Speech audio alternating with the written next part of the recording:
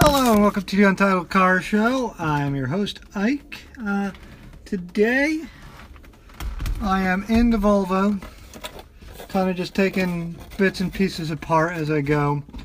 So, for those of you who don't know, haven't been following along, the Volvo went on 24 hours of LeMons bit. We lost spark basically.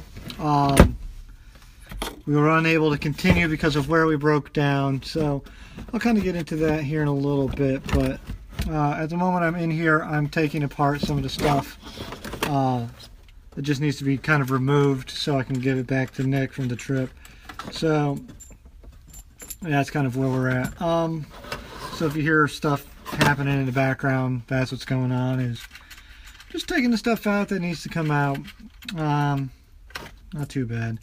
So, yeah, so let me try and get into what exactly happened and why it went so bad and all that. So, started off on Tuesday at 3:45 a.m.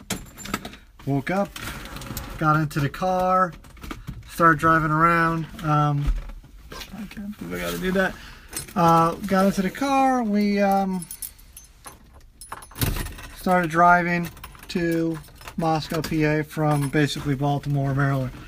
So for those of you familiar with the map, you know that's not too far of a trip of 4 hours. So we arrived around 7 o'clock. This thing has been difficult with me all of a sudden. So we arrived around 7 o'clock, so not a huge issue. What the hell is going on here? I'm having a bit of a technical malfunction at the moment, so I don't know why this isn't working. Oh, that's not good. Light just turned off in here. Oh, that's good. Let me do this. Yeah, so that's exactly what happened with that. So we left at 7, or we got there at 7. We kind of lined up, got all our paperwork in order and everything, and when we got registered, we kind of waited around to see if roadkill was going to show up. They never showed up to the actual registration. Just lost a shoe. To the actual registration area because they were having electrical issues of their own. So we kind of just headed out earlier in the day than we initially intended to, which wasn't too bad. Kind of got an early start. Started driving towards Buffalo, with the intention of doing some of the checkpoints along the way. And then we got to a point where we had driven. We had gotten to about probably halfway through, and we decided we were kind of getting bored with taking the highway, so we decided to hop on and take a slightly more scenic route. And during the process of taking the scenic route, sorry, I'm looking for a screwdriver. During the process of taking the scenic route, we kind of got screwed over because we lost the transmission, or not the transmission. Transmission would have been much more understandable issue, I guess. What we ended up having was the distributor coil and controller went out. So we were unable to kind of continue because of that. And trying to do something that requires 3 hands and talk at the moment. So I got the shift lockout, and it's not. If I got into this car, turned it on and do this, it should operate, but it's not playing by the rules at the moment. That's fine, Carl. We're just going to go ahead and strip you the old-fashioned way. Anywho. So we got into the car, we started headed out. We got to that halfway point, we got off the highway up near Albany, which ended up, we lost the exhaust, we lost we lost spark, like I said, and then we kind of left with a choice to make. We had to get apart the transmission coil, the transmission controller, and we got them. Yeah, but it took us 4 hours, the latest 4 hours, so we had to we had gone too far north. We had to cut through Buffalo to continue going south. But that was in there tougher than I thought it was. So we had to continue going south, or to get south we had to cut through Buffalo. That was the fastest route. So that's what we ended up doing. In that time, where's my ground here? There it is. In that time we lost some major ground, so we just kind of booked it for Pittsburgh as fast as we could. While we were booking it down towards Pittsburgh, we encountered some of that lake effect that we were warned about going up into Buffalo, and we were in the wild mountains of West Virginia, and I experienced probably my scariest bit of driving I've experienced in my entire life. So to give you an idea, the Volvo does not have the best headlights under the best of circumstances, and this was definitely a not the best of circumstances situation. So we kind of son of a bitch, I'm gonna just shock myself. God damn it, car, why are you being so difficult all of a sudden? So we ended up making it down to where we got in the car, we were driving around. We sorry about this for a second. I'm just trying to get this stupid fuse. You know what? Doesn't even matter, to be honest. So we're just stripping out the car as we go along. So we were driving up in the mountains, and the Volvo does not have the best headlights under normal circumstances. And this was not anywhere close to normal circumstances. We got to a point where the headlights were getting hit with so much ice, and the ice was freezing on them, that I could barely see in front. The car was having issues climbing. Like, I was probably doing 30 miles per hour up these mountains, and it was just grueling getting up there. It probably took us 2 or 3 hours longer than it should have, just kind of pressing up through these mountains with like 40 horsepower to the wheels. You know, not ideal circumstances. And we were just, you know, I was driving, and there was parts where we couldn't see past the windshield. You know, I'm not being facetious. We're in whiteout conditions driving, and it was just awful. So what we ended up doing is I had to roll down the window, look out the passenger side and driver's side, and kind of just guess where we were in the road based on the lane markers and like the guardrails on either side. So, you know, we knew if we were on the guardrails and we didn't, between the guardrails and we didn't hear the bumps from the road, we kind of knew we were in kind of the right spot. So that's kind of how we proceeded down the mountain. I was very grateful for the fact that I grew up in Chicago at this point, because it was just awful snow situation to be in. So it was definitely the scariest combo of, you know, car I've been in, conditions I've been in. I'm proud that I was able to make it down without dying. Honestly, we probably should have just eaten it up there. We're being passed by semis, you know, doing probably 3 times maybe what we were doing, at least double what we were doing. I remember Nick on the CB one time and asked him if the weather got any better as they went along, and one guy said, yeah, it does when you get down here, but you know, if you're traveling slowly, you're probably not going to make it. He said, yeah, we're in that Volvo up here, 4-wheel, and we're not going too fast. And truck driver said, yeah, I just passed you. You're doing okay. You know, slow and steady wins the race. And you know, it's kind of bad when you can tell the 4-wheelers or when the 18-wheelers looking at you going like, dude, you shouldn't be up here. And that's what we That's kind of the feeling we got out of that. So we got down off the mountains in northern, western Pennsylvania, I guess southern New York, southern western New York, and we limped our way,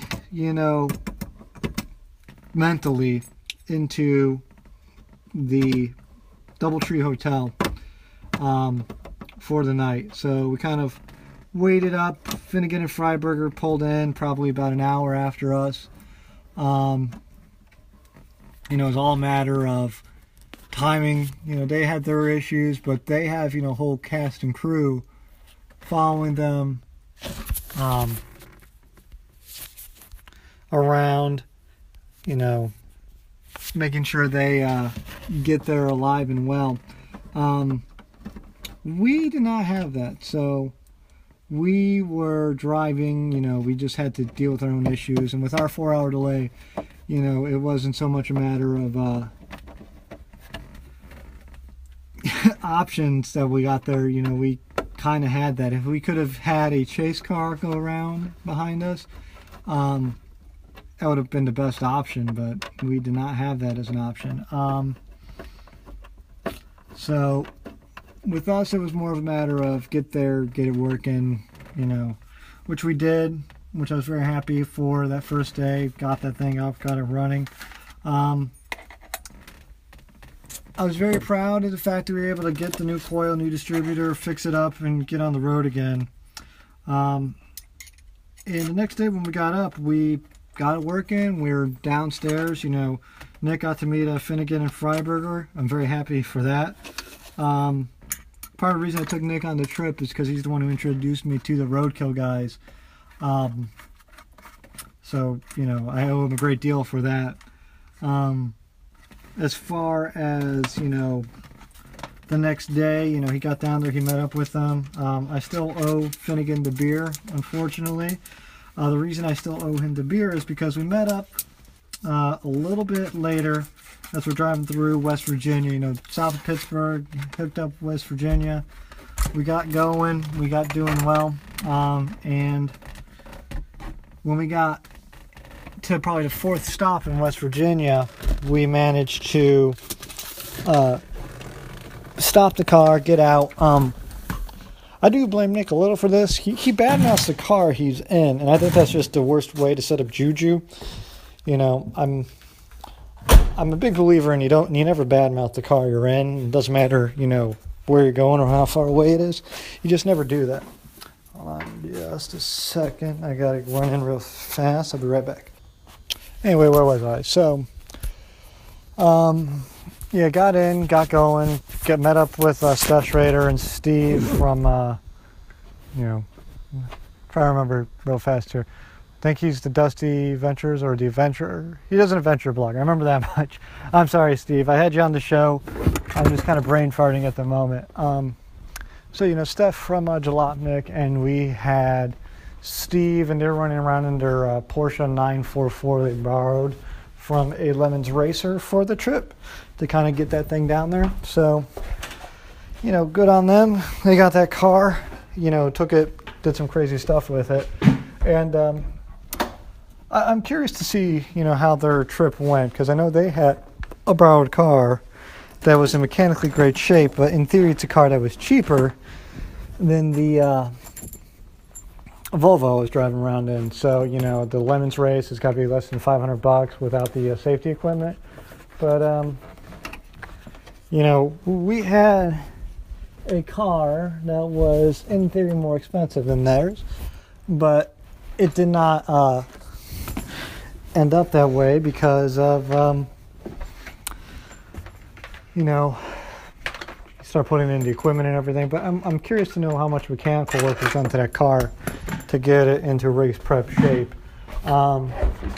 Obviously they had the once over on it and did their work and homework, the people who were taking it to the race.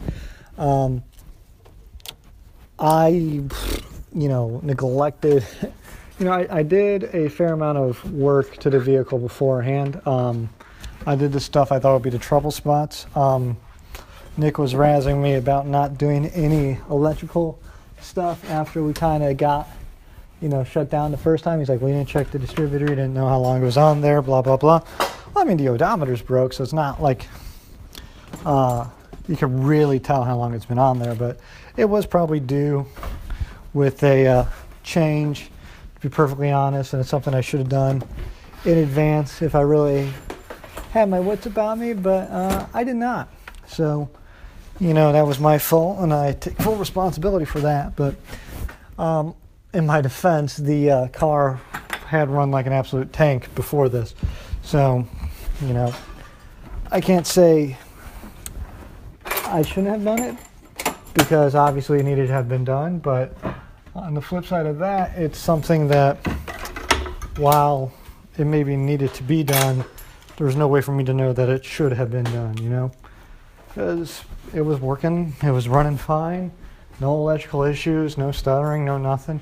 The only hint of something was right when we were setting off, the car was put into reverse, and there was just a bit of stuttering, which if I had been a smarter man, I would have known what that meant. But, as history has taught us, I am not a smart man. So there's that problem with it.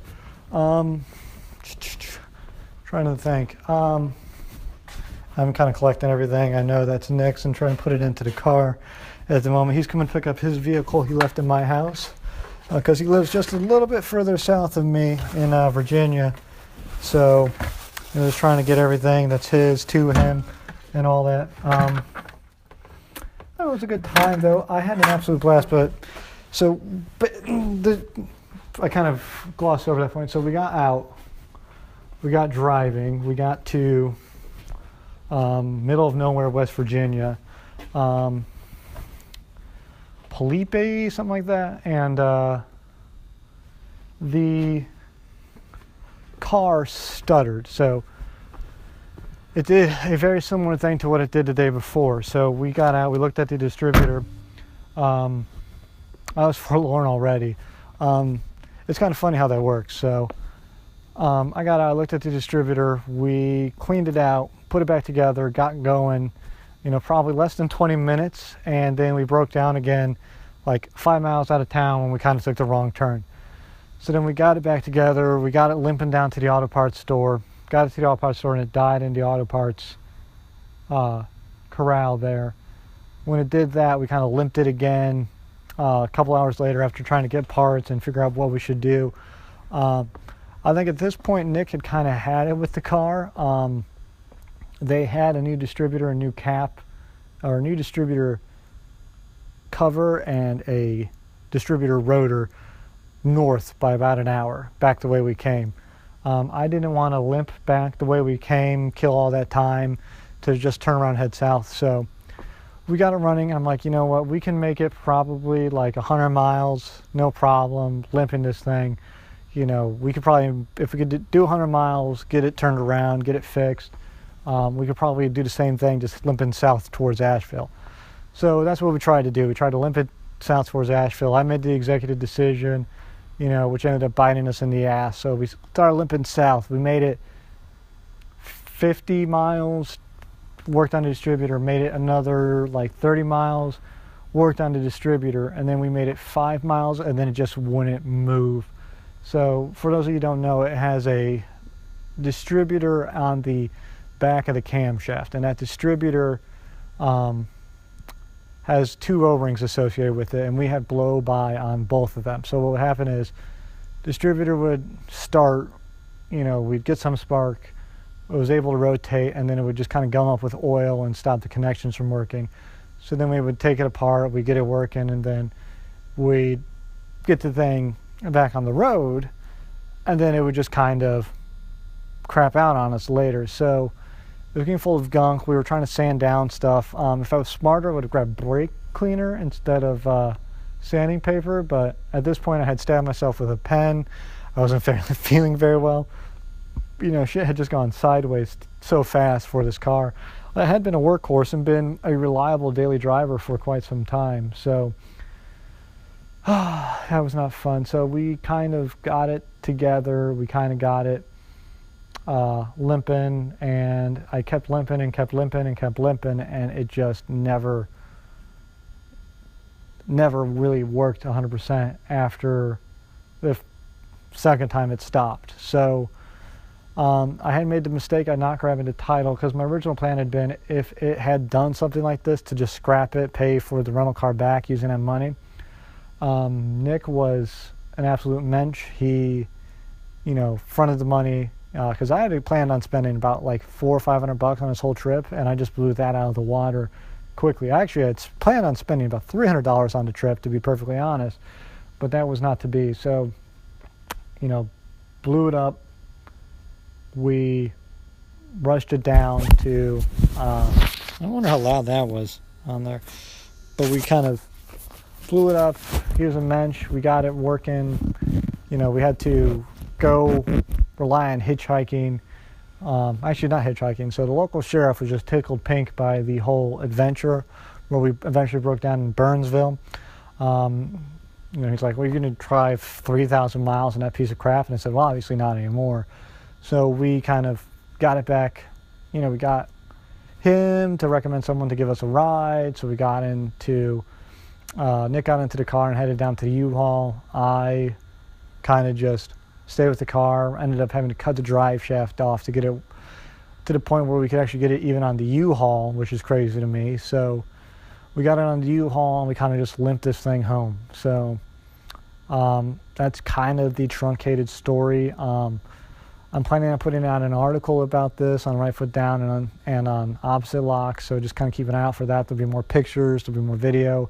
If you go to our YouTube page, there's video up right now, kind of just in a very raw form. I've been feeling like an absolute crap box the last couple of days. I was so nauseated, at the day job. They ended up carting me off to the hospital, which is not pleasant. Nothing major as far as I can tell, but it's concerning. So we'll see how that works out. So I'm planning on, I got to see a gastro something or other, epidemiologist, whatever. So hoping, nothing major. I don't think it's anything major. I think, a while ago, doctor said you might have an ulcer forming, which was not great, but it might be something as simple as IBS or whatever. I don't know. We'll see. Talking to a couple other people, a couple other options, stuff that people have kind of worked through on their own before. So that's kind of where I was with it. So I'm sorry for delays. I had actually planned on putting out an episode every day this week, which obviously did not happen. I'm just kind of standing outside now, looking at this Volvo. So for those of you who are wondering what's going to happen with it, the plan is I got the Nissan motor, I got the Porsche transaxle, but someone has come forth on the internet and has a Nissan 240SX transmission, which supposedly bolts up fairly easily to the Nissan VG33E motor. So we'll see how that works. If that ends up working, I can use the original transaxle, or not transaxle, I can use the original rear axle, just with a modified drive shaft length. So that's not too difficult. And just kind of use that in the way it's supposed to be used. I have it already taken out from underneath the car. I got to work on it. I got to get some bolts off. There's a lot of stuff seized to it. I think I'm just going to kind of give it a quick rebuild. I don't want to take it apart too much because transaxles are not my forte, or axles are not my forte. I'd rather pull apart a manual transmission, weirdly enough. Mostly because I really don't have the measuring equipment to make sure it's still in tolerance. So I'll probably take it apart, give it some new fresh oil in there, just make sure that the clips are where they're supposed to be, that they're in tolerance. Just kind of do that. If the Nissan axle ends up working with the Nissan transmission ends up working with the VG motor the way it's supposed to. So got to get an engine lift too, so that's gonna be fun. I think I can just rent one from around here, but I think it might just be cheaper just to buy one on Craigslist or whatever. So that's where I'm at with that. Yeah, it kind of craps, sucks. So only able to do 2 days. Finnegan, if you're listening, I owe you a case of beer still. I actually still have it. So I'm sorry about that. I'll get it to him eventually somehow. I don't know. I'm more determined than ever to get this thing kind of up and working and running. So we'll see how that works out. I mean, it's a beautiful car in its own weird, demented way. So I can't wait to see it kind of back on its own 2 feet again. So we'll see. Going to be doing some more stripping to it, you know, trying to clean up the inside better. It's just the way things are. So I'm sorry for kind of like the truncated episode, you know, today and the other day. We'll be back to kind of a full thing next week. I'm thinking what I'm going to do is try and get out some more episodes this week. We'll see. I don't know. Schedule's been crazy, so I'm not sure how likely that's going to be to happen. But yeah, I don't know. So if you like what you hear, and I'm sorry about the short episodes, but we'll be back to full schedule next week. If you like what you hear, send me an email at untitledcarshow@rightfootdown.com or follow me on Twitter at untitledcarshow. Follow my buddies over at Right Foot Down at Right Foot Down. It's kind of a fun, exciting time, you know. It's got some weird interview requests, got some weird article requests, so we'll see how that all works out. Other than that, I just want to thank everyone so much for listening. Have a good night, have a good evening, wherever you are, whatever time it is there. Thank you so much for listening. Please be safe out there.